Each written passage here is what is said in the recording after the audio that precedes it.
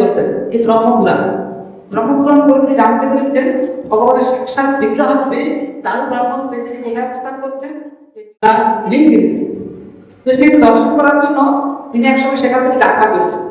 তো তিনি সেখানে যাত্রা যখন করছেন, তিনি 18 যখন এসেছেন, এই শ্রীকান্তপুরে যেন 18 একটি জায়গা আছে, সেই 18 মধ্যে যখন এসেছেন তিনি কিছু লোককে সেখানে জগন্নাথ দর্শন করে তারা তৃপ্তি যাচ্ছিল, এরকম লোককে দর্শন করেছেন। তখন দেখছেন তারা খুব আনন্দে প্রতিশয্যায় সবার উজ্জ্বল তাদের দ্বারা পরিপূর্ণ। এরকম যখন দেখছেন তখন তাদেরকে প্রশ্ন করেছেন যে আপনারা কোথায় থেকে আসছেন, আপনাদের এত আনন্দিত কেন মনে হচ্ছে, আপনাদের শরীর থেকে এত মানে ত্যাগ করে প্রকাশিত হচ্ছে। তখন বলছে আমরা জগন্নাথ সাক্ষাৎ দর্শন করে এসেছি। তখন তাদের মধ্যে সংকোচিত মানে সংকোচন ভাব তৈরি হয়েছে। কার?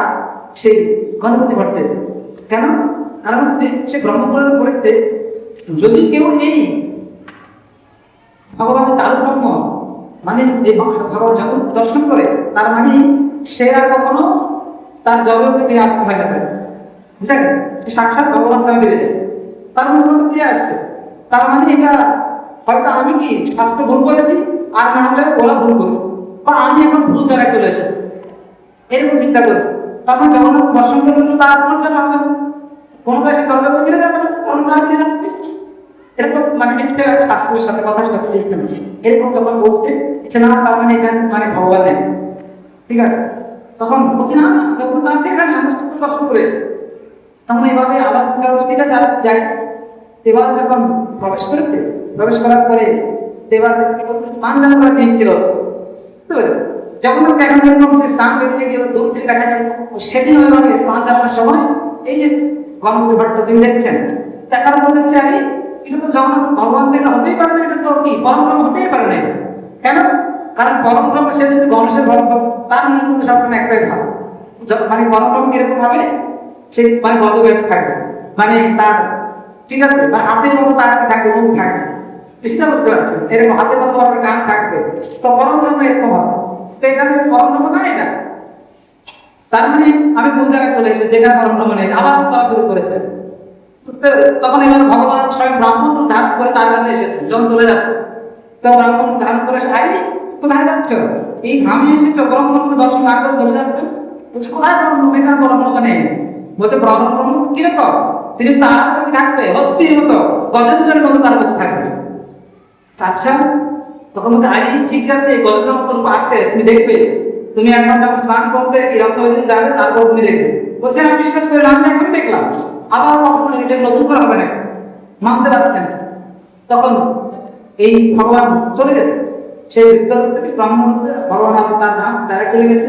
এবার জগন্নাথের একজন ভক্তদের স্বপ্নে দেখেছেন এই যে মানে দুপুরবেলায় সে মানে প্রান্তরে শুয়ে আছে, ভগবান একটি লীলা করছেন, সে শুয়ে আছেন, তার স্বপ্ন দেখাচ্ছেন। তার নাম ছিল কি মধ্যে, কি না মধ্যে, মানে সে পান্ডাকে বলছে শোনো আমার একজন কি আছে মহান ভক্ত আসছে, তো তার নাম হচ্ছে গণপতি ভট্ট, সে আমার ভগবতী দেখতে চায়, এখন সে এখানে আমাকে এই রূপে দেখে সে ভাবতে পারছে না আমি পরমব্রহ্ম, তো সে চলে যাবে, আমি বুঝিয়েছি কাজে তুমি কি বুঝাবো, ঠিক আছে? সেই বলে আমরা গিয়েছে।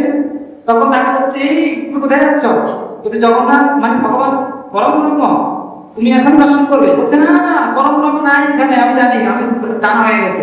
বলছে আরে বিশ্বাস করো পরমব্রহ্ম কি, তুমি কিভাবে দর্শন করবে, তখন তুমি দেখবে মানে পরমব্রহ্ম কি রূপ আছে, তুমি যেরকম তোমার মধ্যে যেরকম বিলাস সেই রূপে পরমব্রহ্ম দর্শন করবে, ঠিক আছে? তখন বলছে আচ্ছা পরমব্রহ্ম এরকম আমি যেরকম বিলাস সেরকম হবে। বলছে হ্যাঁ। তখন এবার বিকালে যখন গিয়েছে তখন দরজা খুলেছে, আর তখন কি রূপে দর্শন করেছে, এই গজবেশী ভগবান জগন্নাথ সে গণপতি ভট্টকে দর্শন দিয়েছে। আর এইভাবে এখন পর্যন্ত এই স্নান যাত্রার পরে ভগবান যখন রত্নগিরিতে যান তখন তিনি গজবেশে সেখানে নিজেকে সবসময় কি করেন, এইভাবে গজবেশ প্রকাশিত করে সমস্ত ভক্তদের দর্শন দিয়ে। তো সেই জন্য যদি আমাদের এখানে এই প্রাথমিক প্রথম অবস্থায় থেকে হয়, নেক্সট আস্তে আস্তে ডেভেলপমেন্ট হবে, হয়েছে। হরি বল।